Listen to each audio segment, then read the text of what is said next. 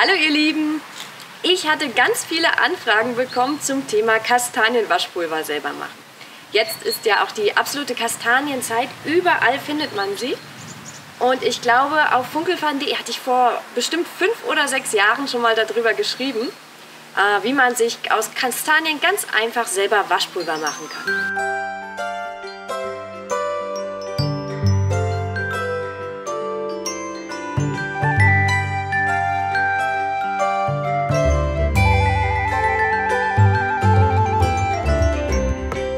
Das ist natürlich eine super nachhaltige Variante im Gegensatz zu dem käuflich zu erwerbenden Waschpulver, das ja doch eher aus chemischen Mitteln besteht und wo man ja gar nicht so ganz weiß, was da drin ist. Kastanien liegen komplett kostenfrei überall rum und du kannst dir dein eigenes biologisches, nachhaltiges Waschmittel daraus machen. Und das Praktische ist, es ist auch noch super einfach. Du brauchst wirklich nur Kastanien, Wasser und ein bisschen Zeit, weil du musst die Wäsche vorplanen. Das heißt, du kannst die Kastanien erst einmal sammeln natürlich und dann müssen sie zerkleinert werden. Da gibt es verschiedene Varianten. Auf Instagram habt ihr mir noch andere Tipps geschrieben. Ich mache das meistens, indem ich sie einfach klein schneide mit einem Messer, wenn sie noch frisch sind. Das geht relativ einfach. Wenn sie trocken sind, kannst du sie auch einfach in einen Sack machen und mit einem Hammer raufhauen, dann gehen die Kastanien natürlich auch kaputt.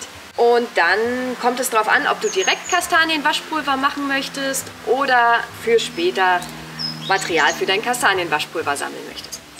Wenn du direkt Kastanienwaschpulver machen möchtest, kannst du deine klein geschnittenen Kastanien in ein Glas mit Wasser machen. So ein klassisches Schraubglas, da nimmst du die klein geschnittenen Kastanien, dann füllst du das Glas mit Wasser auf. Einmal kräftig schütteln und dann 4 bis 5 Stunden warten, dann kommen die Sapoline aus den Kastanien heraus und du hast dein eigenes Waschpulver.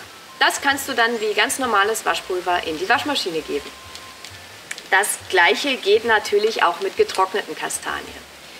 Hier gibt es verschiedene Möglichkeiten. Entweder kannst du die Kastanien im Ganzen trocknen und aufbewahren. Dann musst du natürlich jedes Mal, wenn du waschen willst, erstmal klein schneiden, hacken oder alles in den Beutel hauen und mit dem Hammer raufhauen. Das ist natürlich etwas umständlich. Du kannst dir auch schon einen Vorrat an klein geschnittenen Kastanien anlegen. Ich bewahre diesen dann immer in meinem Säckchen auf und nehme mir dann das, was ich an Kastanien brauche, zum Waschen heraus. Ein Tipp habe ich von euch auf Instagram auch schon bekommen, und zwar, dass man die gehackten Kastanien auch einfrieren kann. Das Problem bei den Kastanien ist, wenn sie gehackt sind, können sie schimmeln, wenn sie nicht komplett trocken sind. Das heißt, man muss sie erstmal richtig trocken bekommen. Ich mache das jetzt im Kachelofen, das heißt, ich stelle das Sieb, so wie es ist, in den Kachelofen und warte, bis sie komplett durchgetrocknet sind. Wenn man keinen Kachelofen hat, ist das natürlich schwieriger. Im Backofen ist es auch etwas schwieriger. Und da ist Einfrieren sicher eine super Variante, weil ein bisschen Platz im Tiefkühler hat wahrscheinlich jeder. So ein Kastaniensäckchen für dein Kastanienwaschpulver kannst du dir natürlich auch ganz einfach selber machen. Ich habe dazu zum Beispiel das Tutorial für die Teebeutel. Da ist auch so ein Säckchen dabei, das kannst du genauso verwenden. Schau dir einfach das Video an und dann kannst du mit Stoffmalstiften oder dem Plotter ein passendes Motiv hinzufügen. Vielleicht auch ein ganz schönes Geschenk für Freunde und Verwandte zu Weihnachten. Kastanienwaschpulver selber machen als Inspiration für mehr Nachhaltigkeit im Alltag.